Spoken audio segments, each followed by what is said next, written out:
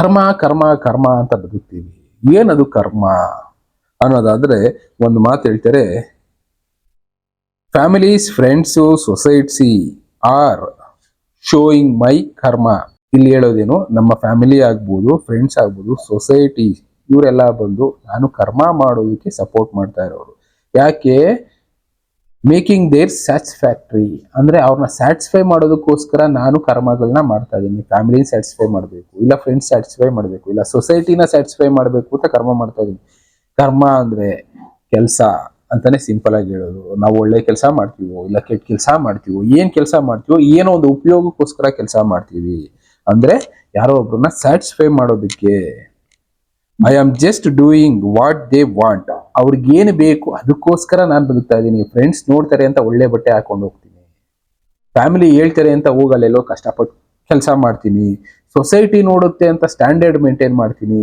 ಇದೆಲ್ಲದಕ್ಕೋಸ್ಕರ ನಾನು ಮಾಡೋದು ಕರ್ಮ. If I leave this my ಕರ್ಮ ರಿಮೈನ್ಸ್ ವಿತ್ ಮೀ. ನಾನು ಇದನ್ನ ಬಿಟ್ಬಿಟ್ರೆ ನನ್ನ ಕರ್ಮ ಹಾಗೆ ಉಳ್ಕೊಂಡ್ಬಿಡುತ್ತೆ. ಈ ಕರ್ಮನ ಕಳ್ಕೋಬೇಕು ಅಂದ್ರೆ ನಾನು ಏನೇನ್ ಮಾಡ್ಬೇಕು ಆ ಕೆಲಸಗಳನ್ನ ಮಾಡ್ತಾನೆ ಇರಬೇಕು. Just go with it, one day will come, you will come out from it ಅಂತ ಹೇಳ್ತಾರೆ. ಅಂದ್ರೆ ಒಂದು ದಿನ ಬರುತ್ತೆ ನೀನ್ ಅದ್ರ ಎಲ್ಲದಿಂದ ಆಚೆ ಬರೋದಕ್ಕೆ, ಅಲ್ಲಿ ತನಕ ನೀನ್ ಅದ್ರ ಜೊತೆಗೆ ಹೋಗ್ತಾ ಇರು. ಸಿಂಪಲ್ ಆಗಿದೆ ಅಲ್ವಾ? ನಾವು ಬೇರೆಯವ್ರನ್ನ ಸ್ಯಾಟಿಸ್ಫೈ ಮಾಡೋದಕ್ಕೋಸ್ಕರನೇ ಭೂಮಿ ಮೇಲೆ 99% ಬದುಕ್ತೀವಿ. ನಮ್ಮ ಸ್ಯಾಟಿಸ್ಫ್ಯಾಕ್ಷನ್ಗೋಸ್ಕರ ನಾವು ಬದುಕೋದೇ ಇಲ್ಲ, ನಮ್ಮ ಆತ್ಮತೃಪ್ತಿಗೋಸ್ಕರ ನಾವು ಬದುಕೋದೇ ಇಲ್ಲ. ನಮ್ಮ ತೃಪ್ತಿಗೋಸ್ಕರ ನಾವು ಬದುಕಿದ್ದೀನ ನಾವು ಈ ಭೂಮಿ ಮೇಲೆ ಉಳಿಯೋದೇ ಇಲ್ಲ. ಸಿಂಪಲ್ ಅಲ್ಲ? ಅರ್ಥ ಮಾಡ್ಕೊಂಡ್ರೆ ಸಾಕು. ಬಟ್ ಆ ಕರ್ಮಗಳನ್ನ ತೀರಿಸ್ಕೊಳ್ಳೋದಕ್ಕೆ ಅಂತಾನೆ ನಾವು ಬದುಕಿರ್ತೀವಿ. ನಮ್ಗೆ ಕಷ್ಟಗಳು ಯಾವ ರೂಪದಲ್ಲಿ ಬೇಕಾದ್ರೂ ಬರ್ಬೋದು. ಫ್ಯಾಮಿಲಿ ರೂಪದಲ್ಲಿ, ಫ್ರೆಂಡ್ಸ್ ರೂಪದಲ್ಲಿ, ಸೊಸೈಟಿ ರೂಪದಲ್ಲಿ, ಇನ್ನೊಂದು ರೂಪದಲ್ಲಿ ಬರ್ಬೋದು. ಇದೆಲ್ಲ ಕೂಡ ನಮ್ಮ ಕರ್ಮಗಳನ್ನ ಕಡಿಮೆ ಮಾಡೋದಕ್ಕೆ ಬರ್ತಾ ಇದೆ ಅನ್ನೋದನ್ನ ಮಾತ್ರ ಅರ್ಥ ಮಾಡ್ಕೊಳ್ಳಿ ಅಂತ ತಿಳಿಸ್ತು ಈ ಜ್ಞಾನಿಗಳ ತತ್ವ. ಕರ್ಮದ ಬಗ್ಗೆ ಇನ್ನೊಂದು ಮಾತು ಹೇಳಿದ್ರು, ಅರಿತು ಅಧರ್ಮ ಕೆಲಸ ಮಾಡಿದರೆ ಕರ್ಮ, ಅರಿತು ಅಧರ್ಮದ ಜೊತೆಗೆ ನಿಂತರೆ ಕರ್ಮ, ಅರಿತು ಅಧರ್ಮದ ಬೆನ್ನೆಲುಬಾದರೆ ಕರ್ಮ. ನಮಗ್ ಗೊತ್ತಿದ್ದು ನಾವು ಅಧರ್ಮದ ಕೆಲಸ ಮಾಡಿದರೆ ಅದು ಕರ್ಮ, ಗೊತ್ತಿದ್ದು ಅದರ ಜೊತೆಯಾಗಿ ನಿಂತರೆ ಅದು ಕರ್ಮ ಕಾಡುತ್ತೆ. ಇನ್ನ ಅಧರ್ಮದ ಬೆನ್ನೆಲುಬಾದ್ರೂ ಕರ್ಮ ಕಾಡುತ್ತೆ ಅಂತ ಒಂದು ಮಾತು ಹೇಳಿದ್ರು. ಯಾವ್ದು ಅಧರ್ಮ? ಧರ್ಮದ ಆಪೋಸಿಟ್ ಆಗಿರೋದು ಎಲ್ಲ ಅಧರ್ಮನೇ. ನಮ್ ಸುತ್ತಮುತ್ತ 108 ಅಧರ್ಮ ನಡೀತಾ ಇರುತ್ತೆ.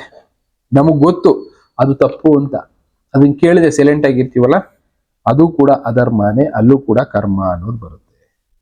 ಇನ್ನ ಅದ್ರ ಜೊತೆಯಾಗಿ ನಿಂತ್ರೆ ಅಂದ್ರೆ ಯಾವುದೋ ಒಂದು ರೂಲ್ಸ್ ಮಾಡಿರ್ತಾರೆ ಸೊಸೈಟಿನಲ್ಲಿ, ಅದರಿಂದ ನಾವು ಬೆನಿಫಿಟ್ ಮಾಡ್ಕೊಳ್ತಾ ಇರ್ತೀವಿ, ಅಂದ್ರೆ ನಾವು ಒನ್ ಆಫ್ ದಿ ಮೆಂಬರ್ ಆಗಿರ್ತೀವಿ, ಅದರಲ್ಲಿ ಬೆನಿಫಿಟ್ ಮಾಡ್ಕೊಳ್ಳೋದಕ್ಕೋಸ್ಕರ, ಅದು ಕೂಡ ಅಧರ್ಮನೇ. ಅದರಿಂದ ಕೂಡ ಕರ್ಮ ಬರುತ್ತೆ.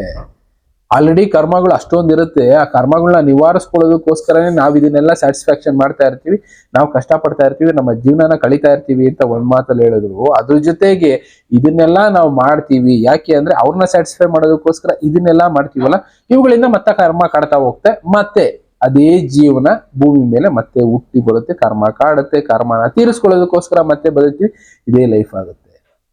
ಕರ್ಮನ ತೀರಿಸ್ಕೊಳ್ಳೋದ್ರ ಜೊತೆಗೆ ಇದನ್ನ ನಾವು ಮಾಡಿದ್ರೆ, ಅಂದ್ರೆ ಗೊತ್ತಿದ್ದು ಅಧರ್ಮದ ಜೊತೆ ನಿಂತರೆ, ಅಧರ್ಮದ ಕೆಲಸ ಮಾಡಿದ್ರೆ, ಅಧರ್ಮದ ಬೆನ್ನೆಲುಬಾಗಿದ್ರೆ ಕರ್ಮ ಜಾಸ್ತಿ ಆಗ್ತಾ ಹೋಗುತ್ತೆ. ಇವುಗಳಿಂದ ಆಚೆ ಬರಬೇಕು ಅಂದ್ರೆ ಅಧರ್ಮನ ಅಪೋಸ್ ಮಾಡಬೇಕು, ಅಧರ್ಮದಿಂದ ದೂರ ಇರಬೇಕು, ಅಧರ್ಮದಿಂದ ಬೆನಿಫಿಟ್ಗಳನ್ನ ಮಾಡ್ಕೊಳ್ಳೋದನ್ನ ಬಿಟ್ಟು ಅದನ್ನ ವಿರೋಧಿಸಿದ್ರೆ ನಿಮ್ಮ ಕರ್ಮ ಆಟೋಮೆಟಿಕಲಿ ಕಡಿಮೆ ಆಗೋಗುತ್ತೆ. ಕರ್ಮ ಕಡಿಮೆ ಆಯ್ತು ಅಂದ್ರೆ ಸಾಕು, ಆತ್ಮತೃಪ್ತಿ ಸಿಕ್ಕೇ ಸಿಗುತ್ತೆ. ಸಿಂಪಲ್ ಆಗಿದ್ದಾವೆ. ಆತ್ಮತೃಪ್ತಿಗೆ ಎಲ್ಲೆಲ್ಲೋ ಹುಡ್ಕೋದಕ್ಕೆ ಹೋಗ್ಬೇಡಿ, ಇಲ್ಲೇ ಇದೆ, ಇಲ್ಲಿರೋದನ್ನ ಹುಡುಕೊಳ್ಳಿ ಅಂತ ಹೇಳ್ತು ಜ್ಞಾನಿಗಳ ಮಾತು. ಇನ್ನ ಬೇರೆ ವಿಧವೇ ತಿಳ್ಕೊಳ್ತಾ ಹೋಗೋಣ.